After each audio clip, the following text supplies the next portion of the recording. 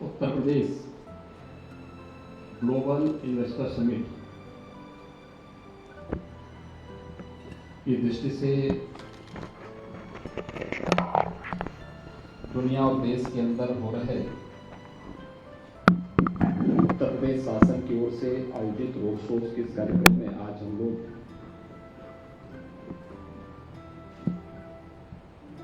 इस माया नगरी में आए हैं। धर्म की नगरी से, धर्म के प्रदेश से अर्थ के प्रदेश में आए हैं और मुझे प्रसन्नता है कि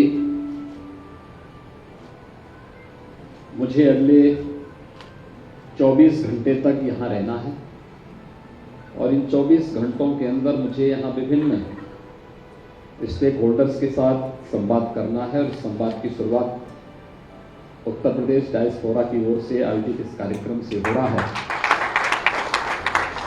मैं सबसे पहले आप सभी यूपीटीएफ से जुड़े हुए बंधुओं का, बहनों का मैं उत्तर प्रदेश शासन की ओर से और उत्तर प्रदेश की जनता की ओर से हृदय से अभिनंदन करता हूं। मंच पर उपस्थित प्रदेश सरकार में मेरे सहयोगी मंत्री, औद्योगिक विकास के मंत्री श्री नंद गोपाल नंदी जी, प्रदेश सरकार में मेरे सहयोगी मंत्री स्टैंप एंड रजिस्ट्रेशन विभाग में जिन्होंने क्रांतिकारी परिवर्तन किया है ऐसे श्री रविंद्र जायसवाल जी, औद्योगिक विकास के आयुक्त श्री अरविंद कुमार जी,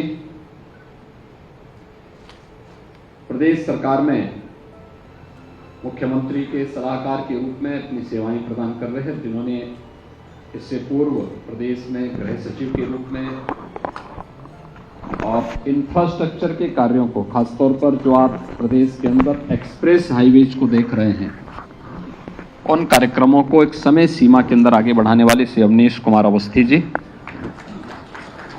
यूपीटीएफ के चेयरमैन श्री पंकज जायसवाल जी, महासचिव प्रोफेसर रामशंकर उपाध्याय जी,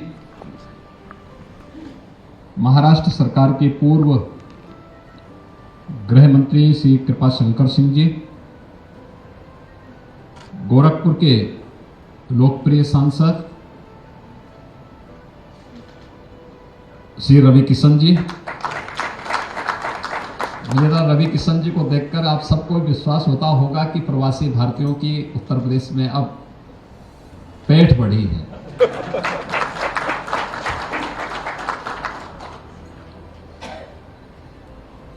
आज के इस कार्यक्रम में जिन महानुभावों ने अपने विचारों को रखा है और जिनके हम यहाँ पर देख रहे हैं, पद्म पुरस्कार से सम्मानित डॉक्टर सोमा घोष जी ने यहाँ पर कार्यक्रम को वंदना से ही, विघ्न विनायक की वंदना और श्री राम की वंदना करके इस कार्यक्रम का शुभारंभ किया है। अपने यहाँ पर उत्तर प्रदेश के बारे में भी और अपने अनुभवों को साझा जिन्होंने किया है, ऐसे महानुभाव में श्री विनय कृष्णा जी हैं, श्री अजीत यादव जी, प्रोफेसर रामशंकर उपाध्याय जी, पंकज जायसवाल जी, और आप में से हर एक जो भी यूपी डायस्पोरा से जुड़े हुए महानुभाव हैं, उनके पास अपने अनुभव का एक लंबा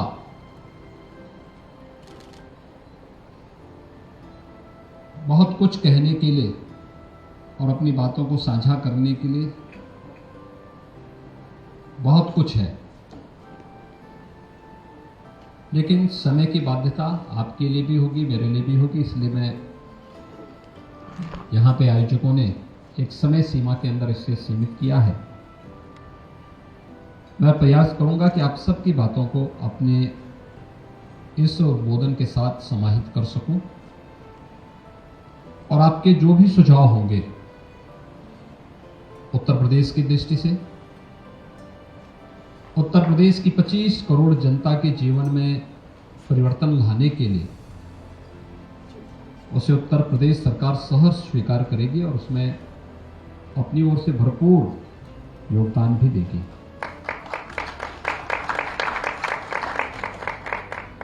बंधुओं, सामान्यतः हमेशा लोग आते हैं, भाषण करते हैं, सब कुछ होता है, लेकिन संकट के समय कौन हमारे साथ खड़ा हो सकता है, यह हमारी कसौटी का मानक बनता है। मेरा यह मानना था कि, और हम सब इस बात को मान सकते हैं कि इस सदी का सबसे बड़ा संकट आया था, और खास तौर पर प्रवासियों पर, जब इस सदी की सबसे बड़ी महामारी आई थी। और उस महामारी के दौरान किस प्रकार की स्थिति थी। उत्तर प्रदेश देश का एकमात्र राज्य था जिसने अपने यहां से पलायन नहीं होने दिया, लेकिन उत्तर प्रदेश के हर एक प्रवासी के लिए अपने द्वार भी खोले और उनके गंतव्य तक पहुंचाने के साथ साथ उन्हें हर प्रकार का सहयोग करने में अपना योगदान दिया। लोग बहुत सारी चर्चाएं करते थे, लेकिन हम आभारी हैं प्रधानमंत्री मोदी जी के, जिनके मार्गदर्शन और प्रेरणा से हम लोगों ने उस समय 40 लाख प्रवासी उत्तर प्रदेश के अंदर आए थे। सभी लोग चिंतित थे, कहां जाएंगे, क्या करेंगे, आप क्यों ऐसा काम कर रहे हैं, अपने ऊपर ये सब बवाल क्यों लेना चाहते हैं। मैंने कहा उत्तर प्रदेश के हैं और उनका उत्तर प्रदेश में पूरा अधिकार है, और जो कुछ हमारे पास होगा हम हर संभव उनकी मदद करेंगे। और मुझे प्रसन्नता है कि हर एक प्रवासी उत्तर प्रदेश वासी ने पूरा अनुशासन का ध्यान रखा, उत्तर प्रदेश शासन की सुविधा को सिर आंखों पर रख करके, और फिर हमारे साथ मिलकर के उत्तर प्रदेश के अंदर कोरोना प्रबंधन का एक बेहतरीन उदाहरण प्रस्तुत किया, जो देश के अंदर एक मॉडल भी बना।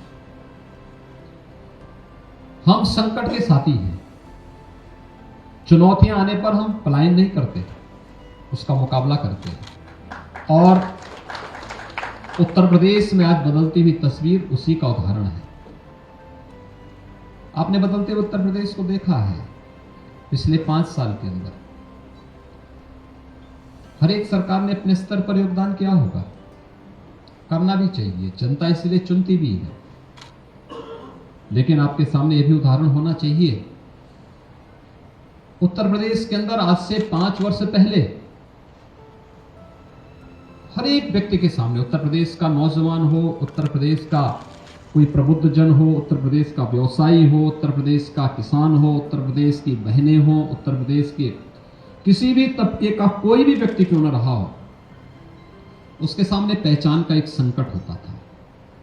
पता नहीं लोग क्या सोचेंगे, लोग क्या बोलेंगे, लोग अपनी पहचान बताने में संकोच करते थे। लेकिन आज मैं कह सकता हूं कि आप देश के अंदर भी और दुनिया के अंदर जहां कहीं भी जाएंगे, उत्तर प्रदेश आपको, उत्तर प्रदेश की पहचान से आप भी गौरवान्वित होते होंगे, और उत्तर प्रदेश के नाम पर मिल रहे सम्मान से हर व्यक्ति इस बात को कहता है कि हां, उत्तर प्रदेश ने कुछ नया किया है और करना चाहता है। ये पिछले 5 वर्षों के अंदर प्रधानमंत्री मोदी जी के नेतृत्व में, उनके मार्गदर्शन में जो कुछ प्रयास हम लोगों ने किए, उस सेक्टर में, किसी एक पे नहीं, हर एक सेक्टर में हम लोगों ने काम किया, बिना भेदभाव के काम किया। सेंट्रल गवर्नमेंट की फ्लैगशिप स्कीम हो, हमने प्रभावी ढंग से लागू किया, बिना भेदभाव के हर तबके को उसका लाभ दिया। कोई ये नहीं कह सकता कि हमने किसी के साथ जाति, मत, मजहब, क्षेत्र, भाषा के आधार पर कोई भेदभाव किया हो। कोई हमसे ये नहीं कह सकता कि हमने पिक एंड चूज किया हो, कभी नहीं हो सकता।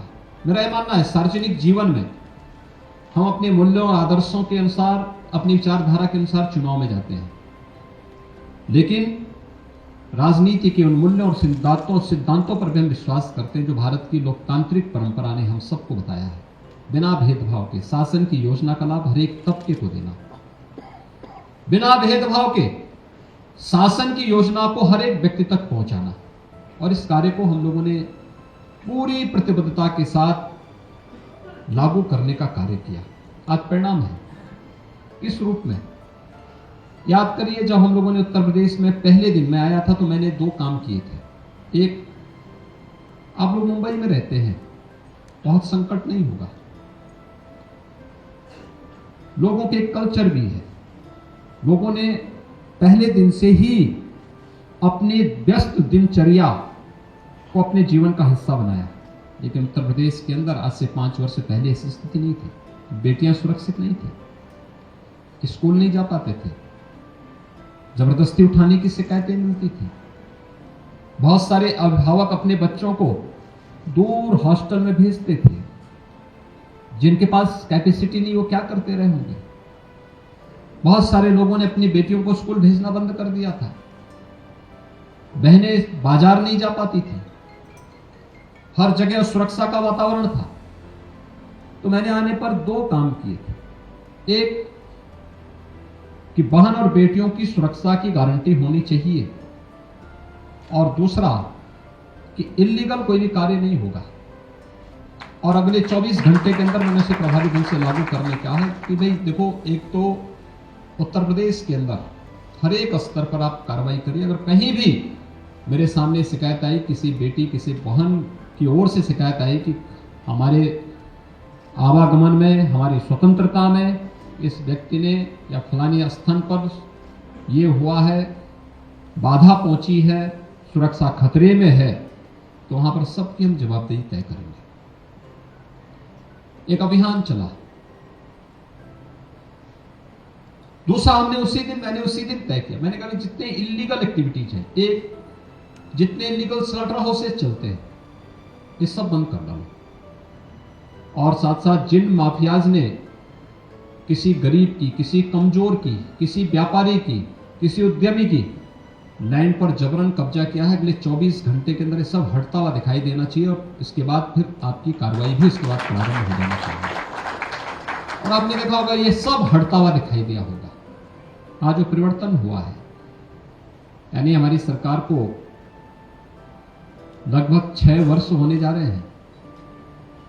उत्तर प्रदेश जैसे राज्य में पहली बार हुआ है कि कोई मुख्यमंत्री 5 साल का अपना कार्यकाल पूरा करने के बाद फिर से 2/3 बहुमत के साथ सरकार बना रहा है।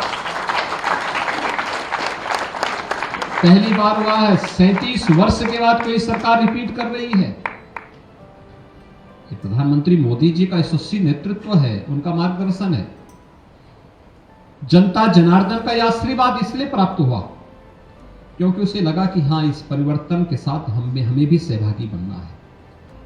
कोरोना कालखंड में चुनाव हो रहा था, लोग बहुत सारी बातें करते थे और मैं देखता था।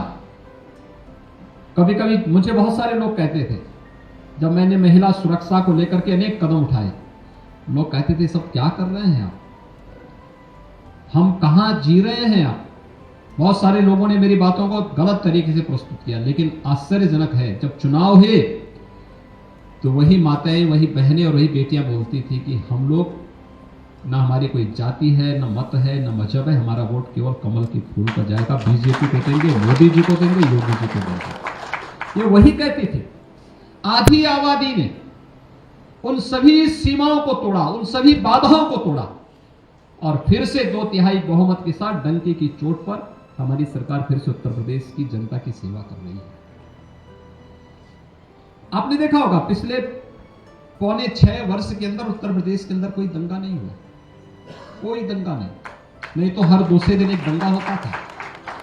पर्व और त्योहार नहीं मनाए जा सकते थे। और आज मैं जो आपको यहां आश्वस्त करने के लिए आया हूं, इसी बात को आश्वस्त करने के लिए, आप तो उत्तर प्रदेश में आपका संवाद है, संबंध है, बराबर आना जाना है, परिवर्तन आपने देखा होगा और परिवर्तन की दिशा में किए जाने वाले प्रयास को भी आपने नजदीक से महसूस किया। ये सभी चीजें बहुत तेजी के साथ वहां घटित हुई हैं और दिख रही हैं। यह तब है जब हम लोगों ने मात्र 2.5 वर्ष का कार्यकाल भी, यानी मात्र हम 2 वर्ष का कार्यकाल ही पूरा कर पाए थे, तब तक कोरोना महामारी आ गई और तब भी हम रुके नहीं, डिगे नहीं, झुके नहीं और हमने प्लान का रास्ता भी नहीं अपनाया। हम मजबूती के साथ जुटे रहे, डटे रहे, आगे बढ़ते रहे। हर एक फील्ड में उत्तर प्रदेश ने कुछ न कुछ नया किया है और ये परिवर्तन उसी का हिस्सा है। कोरोना कालखंड में जब दुनिया पस्त थी, उत्तर प्रदेश अपने यहां निवेश करा रहा था। दुनिया देश की पहली डिस्प्ले यूनिट उत्तर प्रदेश के अंदर इस दौरान लगती है और ये उत्तर प्रदेश के अंदर आज उसने प्रोडक्शन भी प्रारंभ कर दिया है। उत्तर प्रदेश ने आज कानून व्यवस्था के एक बेहतरीन मॉडल खड़ा किया है। हमने इसके लिए हमें रिफॉर्म करने पड़े, पुलिस फोर्स का मॉडर्नाइजेशन करना पड़ा। 1.5 लाख से अधिक भर्तियां हम लोगों ने की, लेकिन भर्ती की प्रक्रिया इतनी पारदर्शी थी, किसी को उंगली उठाने का अवसर भी नहीं मिला। हम लोग अब तक 5 लाख से अधिक युवाओं को सरकारी नौकरी दे चुके हैं। कोई उंगली नहीं उठा सकता कि किसी को जाति के नाम पर, मत या मजहब के आधार पर किसी के साथ भेदभाव हुआ हो। और मैंने पहले दिन ही कहा था, भर्ती के लिए जो नियामक बोर्ड थे, आयोग थे, इन सबको मैंने पहले दिन कहा था। मैंने कहा आपके कार्य में किसी का हस्तक्षेप नहीं होगा, मुझे निष्पक्ष और पारदर्शी भर्ती की प्रक्रिया चाहिए। और अगर इसमें शिकायत होगी, जितनी फ्रीडम मैंने दी है उतनी सख्ती से कार्रवाई भी करूंगा, आप तय करेंगे। और आपने देखा होगा, एक भी शिकायत आपको नहीं मिली होगी, कोई शिकायत नहीं। मैं गया था, मुझे याद है जब लोकसभा चुनाव चल रहे थे, बागपत से आपके मुंबई के पूर्व पुलिस कमिश्नर चुनाव लड़ रहे थे। लोग कहते थे वो जीत नहीं पाएंगे, मैं कहता था जीतेंगे। सारे सर्वे कहते थे हार जाएंगे, मैं कहता था जीतेंगे। लोग कहते थे क्यों, मैं कहता था बागपत के हर गांव से यूपी पुलिस में कोई ना कोई नौजवान भर्ती हुआ है। और आप देखना, जिन नौजवानों ने अपनी पूरी जवानी समाप्त कर दी, भर्ती नहीं हो पाते थे, दिन भर प्रैक्टिस करते थे, दौड़ते थे, सुबह शाम दौड़ते थे, 15 किलोमीटर दौड़ते थे, लेकिन नौकरी के समय उनको रोक दिया जाता था। आज बिना सिफारिश के आज उत्तर प्रदेश सरकार की कोई भर्ती निकलती है, मुझे भी नहीं पता कि कौन कर रहा, कौन इस एजेंसी इसको कराएगी, किसका कहां सेंटर पड़ रहा है, किसका सिलेक्शन हो रहा है। जब सबका सिलेक्शन हो जाता है तो मैं नियुक्ति पत्र के लिए जरूर कुछ नौजवानों को बुलाता हूं और उनसे पूछता हूं कि भाई मुझे बताओ कि आपसे किसी ने कोई बात तो नहीं भी कहीं भी किसी भी स्तर पर। वो सब बातचीत के दौरान ही पता लग जाता है, बॉडी लैंग्वेज से पता लग जाता है कि इनका स्तर क्या है। तो उसके बाद फिर मैं नियुक्ति पत्र के बाद उनकी पोस्टिंग कहां होनी है ये भी मुझे भी नहीं पता है। ये सब ऑटो मोड पर अपने आप होता है, अपनी ओर से चलता, सारी चीजें ऑनलाइन है, किसी कभी कोई मानवीय हस्तक्षेप है ही नहीं। ये प्रक्रिया, और उस प्रक्रिया को अपनाने के बाद जब मैं बागपत में जाता था, उससे पहले भी कि तो मैंने देखा एक गांव में, अब आश्चर्य करेंगे, यूपी पुलिस में 27 नौजवान भर्ती हुए थे। तो क्या वहां से हमारा प्रत्याशी हार जाएगा? कभी नहीं। और हम डंके की चोट पर वहां चुनाव जीते, सारे सर्वे थे, हम चुनाव जीते थे। क्योंकि अगर पब्लिक ने हम पे विश्वास व्यक्त किया है तो हमारे विश्वास को भी वे नजरअंदाज नहीं करेंगे, और ये हुआ था। उत्तर प्रदेश के अंदर इस दौरान बहुत सारे परिवर्तन हुए। आपने देखा होगा, इंफ्रास्ट्रक्चर डेवलपमेंट के लिए भी एक बेहतरीन कार्य हुआ हर एक स्तर पर। हर एक, हमने प्रदेश के अंदर, इससे पहले एक कहावत थी 17 के पहले उत्तर प्रदेश के बारे में कि जहां से अगर आप सड़क मार्ग से चलो, सड़कों पे गड्ढे दिखने लग जाएं या सायकाल अंधेरा हो जाए, मान के चलो उत्तर प्रदेश की सीमा प्रारंभ हो गई। आज इंटर स्टेट कनेक्टिविटी 4 लेन से जुड़ चुकी है। नेपाल से हो, बिहार से, झारखंड से, छत्तीसगढ़ से, मध्य प्रदेश, राजस्थान, हरियाणा, उत्तराखंड या दिल्ली, 4 लेन की कनेक्टिविटी के साथ हम जुड़े हुए हैं। एक्सप्रेस हाईवे प्रदेश की राजधानी लखनऊ का पूर्वी छोर से जोड़ने के लिए, बुंदेलखंड एक्सप्रेसवे को प्रदेश की राजधानी से जोड़ने के लिए, देश की राजधानी को प्रदेश की राजधानी से जोड़ने के लिए, पश्चिमी उत्तर प्रदेश को पूर्वी उत्तर प्रदेश से जोड़ने के लिए गंगा एक्सप्रेसवे पर कार्य हो रहा है। ये इंफ्रास्ट्रक्चर डेवलपमेंट के जो कार्य हुए हैं, गांवों की कनेक्टिविटी को, जनपदों की कनेक्टिविटी को जिस प्रतिबद्धता के साथ आगे बढ़ाने का कार्य हो रहा है, ये सभी उत्तर प्रदेश के अंदर आपने पिछले कुछ वर्षों के अंदर परिवर्तित होते हुए देखा होगा। एयर कनेक्टिविटी, मुझे याद है 2017 के पहले गोरखपुर में एक फ्लाइट जाती थी दिल्ली से, और वह भी कभी कभी जाती थी। मुझे जब संसद सत्र में आना होता था दिल्ली, तो पहले 4 घंटे मुझे गोरखपुर से लखनऊ जाने में लगते थे, फिर गोरखपुर से दिल्ली आता था। ऐसे दिल्ली से अगर मुझे अचानक आना होता था तो पहले लखनऊ आता था, लखनऊ से 4 घंटे की दूरी तय करके तब गोरखपुर पहुंचता था। आज गोरखपुर से न केवल दिल्ली के लिए, मुंबई के लिए, कोलकाता के लिए, बेंगलुरु के लिए, हैदराबाद के लिए, अहमदाबाद के लिए, प्रयागराज के लिए 14 फ्लाइट गोरखपुर से चल रही हैं, और 9 एयरपोर्ट आज के दिन पर हमारे पूरी तरह क्रियाशील हैं। 10 एयरपोर्ट पर हमारा वर्तमान में कार्य चल रहा है, जिसमें से 5 हमने बनाकर के तैयार कर लिए हैं, और हमने एयरपोर्ट अथॉरिटी के साथ एमओयू कर लिया है कि भाई हम आपको ये एयरपोर्ट दे रहे हैं, आप इनका संचालन करिए, और इनके संचालन, इनके मेंटेनेंस की जिम्मेदारी आपकी, जो खर्चा आएगा राज्य सरकार उसका पैसा देगी, हम दे रहे हैं। 5 अन्य एयरपोर्ट हमारे निर्माणाधीन है। कोई सोचता था आजमगढ़ में एयरपोर्ट बनेगा? आजमगढ़ के नाम से तो लोग डरते थे। मुंबई में या कहीं में उनको धर्मशाला में भी रूम नहीं मिलता था। आज वहां एयरपोर्ट बन रहा है, विश्वविद्यालय बन रहा है, और उसी आजमगढ़ की धरती में सांसद जो बने हैं यही काम करते थे। इसी माया नगरी में रवि किशन जी के साथ ही काम करते करते आज वो आजमगढ़ के सांसद भी बन गए। चित्रकूट में एयरपोर्ट, आज उसका निर्माण हो रहा, अंतिम चरणों में चल रहा है। सोनभद्र में एयरपोर्ट, अलीगढ़ में एयरपोर्ट, मुरादाबाद में एयरपोर्ट, सहारनपुर में भी एयरपोर्ट, श्रावस्ती में एयरपोर्ट। श्रावस्ती भगवान राम के पुत्र ने बसाई थी,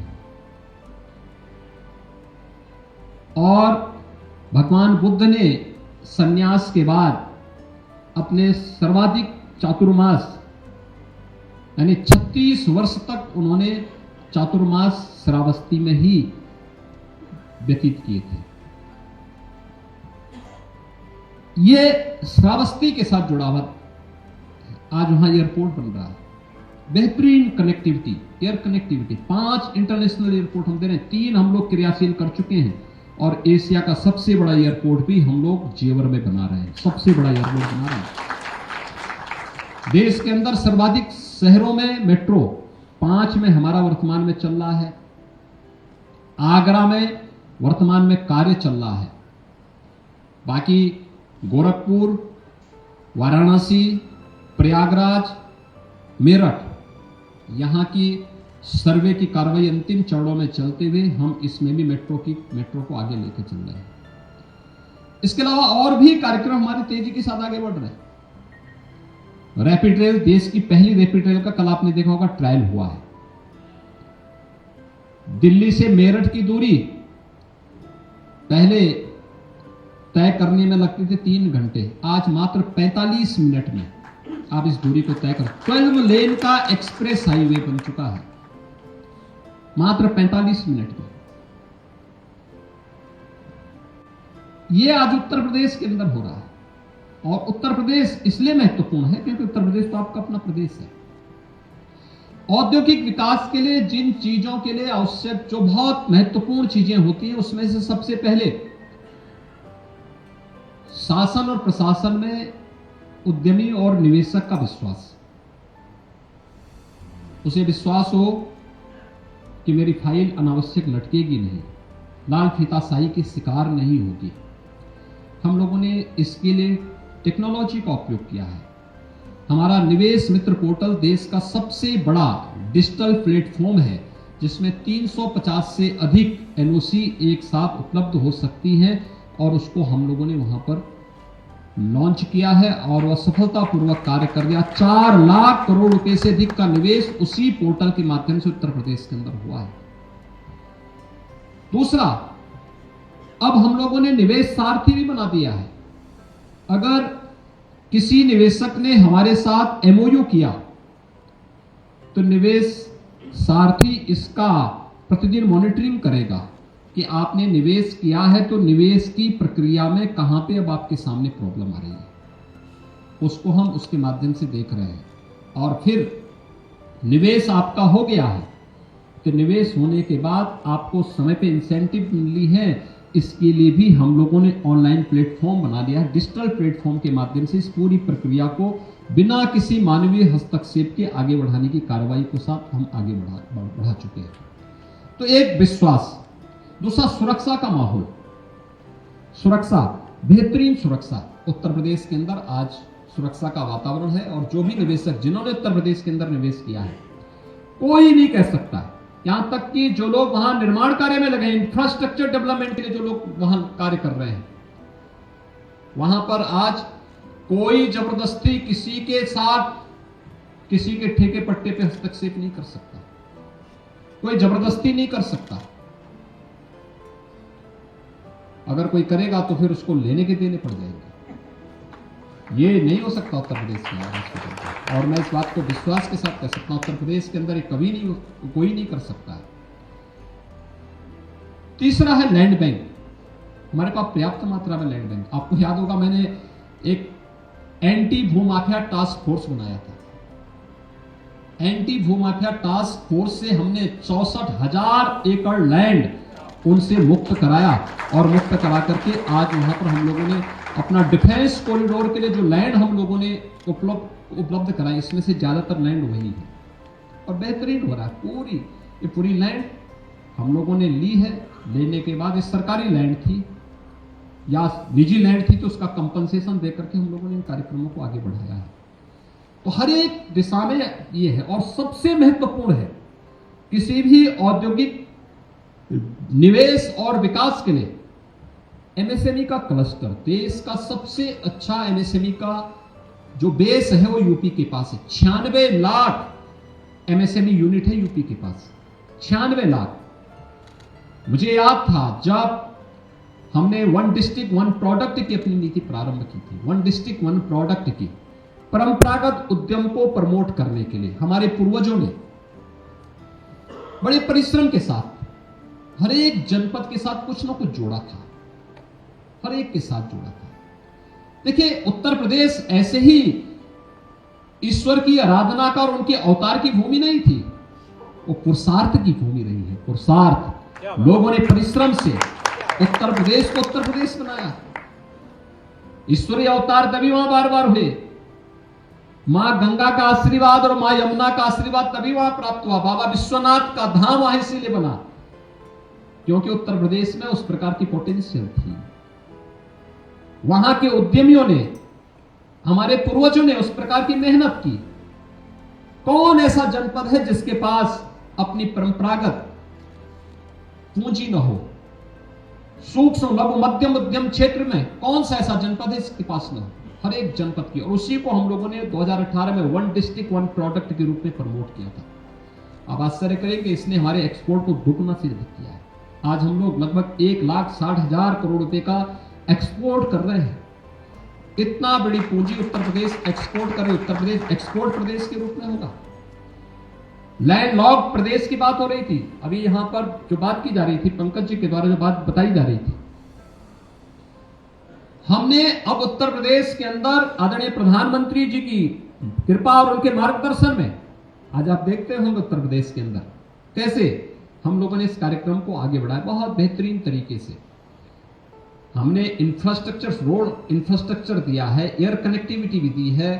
देश के अंदर रेल का सबसे अच्छा नेटवर्क भी हमारे पास है, 16,000 किलोमीटर का रेल नेटवर्क है।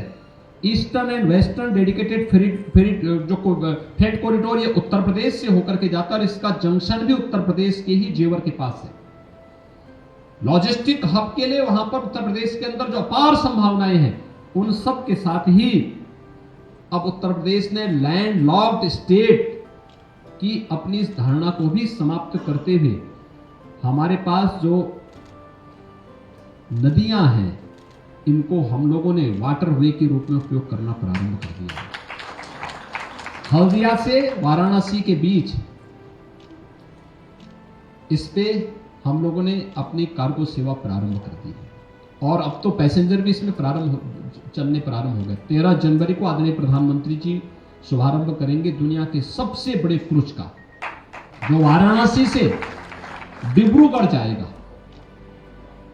अभी से बुकिंग हो गई है और इसी वर्ष की नहीं, अगले 2 वर्षों की बुकिंग भी एडवांस में हो चुकी है। अभी से बुकिंग हो चुकी है। मैं अभी 2 महीने पहले बलिया गया था। बलिया से सब्जी और मिर्चा, हरी मिर्ची, वहां से गल्फ के लिए एक्सपोर्ट करने के लिए जा रही थी, तो मुझे कहा गया कि एक्सपोर्ट प्रमोशन विभाग ने मुझसे कहा कि साहब जो है इसको आपको फ्लैग ऑफ करना है। मैंने कहा जरूर। अब आप सोच सकते हैं कि हमारा किसान जो फसल, इससे पहले आम भी हम लोगों ने इसी मार्ग से दुनिया के देशों में भेजा था। तो उत्तर प्रदेश में अब लैंड लॉक्ड की समस्या का भी ये समस्या नहीं, हमारे पास वाटरवे है और वाटरवे अभी तो वाराणसी तक प्रारंभ हुआ है, इसको हम प्रयागराज तक बढ़ाएंगे। हम इसमें सरयू नदी में भी अयोध्या तक लेकर के आएंगे। हमारे पास तो पर्याप्त मात्रा में नदियां हैं, नदियों का एक बहुत अच्छा जाल हमारे पास मौजूद है और इसका भी हम उपयोग करेंगे। बहुत सारी चीजें हैं और इसलिए 25 सेक्टोरियल पॉलिसीज हम लोगों ने प्रदेश के अंदर तैयार की है।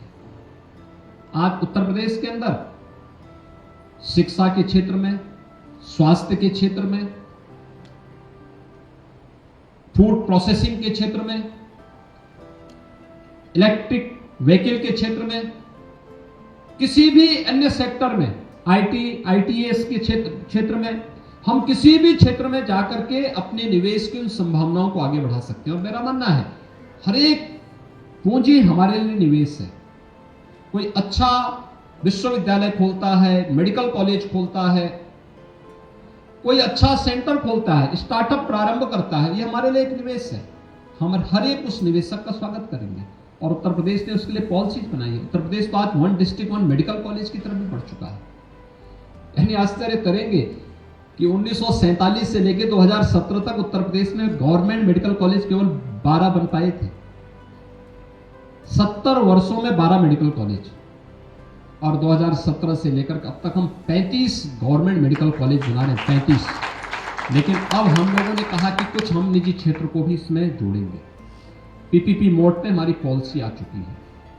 हमारे जो 10 जनपद बचे थे, उन 10 जनपदों में से 6 जनपदों के लिए हमारे पास प्रस्ताव आ चुके हैं। 4 जनपद बचे हैं जिस पर हम मेडिकल कॉलेज निर्माण की कार्यक्रम को आगे बढ़ा रहे हैं। और ये भी मेरा विश्वास है कि इस इन्वेस्टर समिट के साथ हम लोग उन जनपदों को भी कवर कर लेंगे। बहुत सारे सेक्टर हैं जिसमें कार्य किया जा सकता है। इन सभी क्षेत्रों में जो अपार संभावनाएं हैं, उत्तर प्रदेश ने एमएसएमई की अपनी पॉलिसी बनाई है। 1000 दिनों तक आपको कोई भी लाइसेंस लेने की आवश्यकता नहीं, आप अपना निवेश करिए, सीधे जाइए, निवेश करिए, अपना आपने एक एप्लीकेशन दे दिया, निवेश करिए। 1000 दिनों तक ये प्रक्रिया अपनी चलती रहेगी। तब तक आप अपना निवेश भी करिए, प्रोडक्शन भी शुरू करिए, सरकार के इंसेंटिव भी लीजिए, सब कुछ करिए और उसमें 1000 दिनों तक अपनी प्रक्रिया अपने आप ऑटो मोड पर आगे बढ़ती रहेगी, कहीं कोई समस्या नहीं आएगी। बहुत सारी चीजें वहां पर हुई हैं और इन क्षेत्रों में जो हमारी 21 सेक्टोरियल पॉलिसीज हैं, मैं यूपी डायस्पोरा से जुड़े पदाधिकारियों से कहूंगा कि वो सभी सदस्यों तक अगर उसको पहुंचवा दें, या वो उसको डिजिटल प्लेटफॉर्म पे भी आप देख सकते हैं और उसका लाभ लें।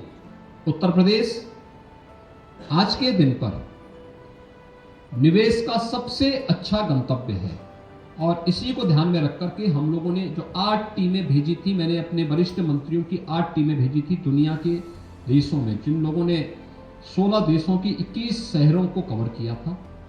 1 सप्ताह का कार्यक्रम था और इस जब ये लोग दुनिया के विभिन्न देशों में गए, बहुत पॉजिटिव रिस्पांस था दुनिया के अंदर, लोगों ने बहुत अच्छे ढंग से उसको पॉजिटिव वे में लिया। और मैं चाहूँगा इस समय हमारे 8 सिटी में हमारे ये रोड शोज देश के अंदर होने जा रहे हैं, जिसमें आज मुंबई से मैं शुरू कर रहा हूँ। और मुझे विश्वास है कि विभिन्न क्षेत्रों में जो अपार संभावनाएं उत्तर प्रदेश के अंदर हैं। हम लोग यहाँ पे अभी जो यहाँ पर अजीत यादव जी कह रहे थे टेक्सटाइल उद्योग के बारे में, हम तो अब हमें फ्लैटेड फैक्ट्रीज के भी हम कॉन्सेप्ट को लेकर के आ चुके हैं। 4 सिटी में हम बना रहे हैं, अन्य जगह के प्रस्ताव आएंगे, हम वहाँ पे भी उस प्रकार की सुविधा देंगे। उत्तर प्रदेश में किस सेक्टर में संभावनाएं हैं? डेयरी सेक्टर में अपार संभावनाएं हैं, फार्मा के क्षेत्र में है, ऑटोमोबाइल के क्षेत्र में है। न्यू सिटीज के लिए हम लोग कार्यक्रम आगे बढ़ा रहे हैं। नई सिटी के निर्माण के लिए भी हम लोग इन सभी कार्यक्रमों, कहीं भी नई सिटी के निर्माण के लिए सरकार उसमें सहयोग देने के लिए है। नई उसमें हम हर प्रकार से तमाम अन्य सेक्टर्स में भी हम सहयोग करने को तैयार हैं। और 25 सेक्टोरियल पॉलिसीज को भी अगर आप देखेंगे उत्तर प्रदेश, मुझे लगता है कि आप सभी उसमें थोड़ी भी रुचि ले लेंगे तो उन संभावनाओं को हम आगे बढ़ा पाएंगे। और उत्तर प्रदेश ने जो आदरणीय प्रधानमंत्री जी के विजन के अनुरूप तय किया है कि भारत देश की $5 ट्रिलियन की इकोनॉमी बनेगा। आज भारत दुनिया के अंदर सबसे बड़ी उभरती हुई अर्थव्यवस्था है। भारत जब अपनी आजादी का अमृत महोत्सव मना रहा है, तो आजादी के अमृत महोत्सव वर्ष में भारत को 2 अवसर ऐसे प्राप्त हुए हैं जो वास्तव में अमृत महोत्सव के इस आयोजन को और भी प्रफुल्लित बना देते हैं। खासतौर पर एक, जिस ब्रिटेन ने लगभग 200 वर्षों तक भारत में शासन किया था, उसे पछाड़ करके भारत देश की 5वीं बड़ी अर्थव्यवस्था दुनिया की बना है। दूसरा, आजादी के अमृत महोत्सव वर्ष में भारत G20 के देशों का नेतृत्व कर रहा है। G20 दुनिया के वे 20 बड़े देश हैं, जिन 20 बड़े देशों में दुनिया की 60% आबादी निवास करती है, जिनका दुनिया के 75% ट्रेड पर अधिकार है, जिनका दुनिया के 85% जीडीपी पर अधिकार है और जिनका दुनिया के 90% पेटेंट पर भी अधिकार है। उन 20 G20 के देशों का नेतृत्व भारत करेगा। उस अवसर पर हमारे लिए भी अपने राज्य से अपने देश को आगे बढ़ाने के लिए जो अवसर है, हम भी उससे वंचित नहीं होंगे। इस विश्वास के साथ मैं यूपी डायस्पोरा से जुड़े हुए आप सभी सम्मानित सदस्यों को आमंत्रित करूंगा कि उत्तर प्रदेश ने वैश्विक व्यापारिक समुदाय को उत्तर प्रदेश के अंदर आमंत्रित किया है।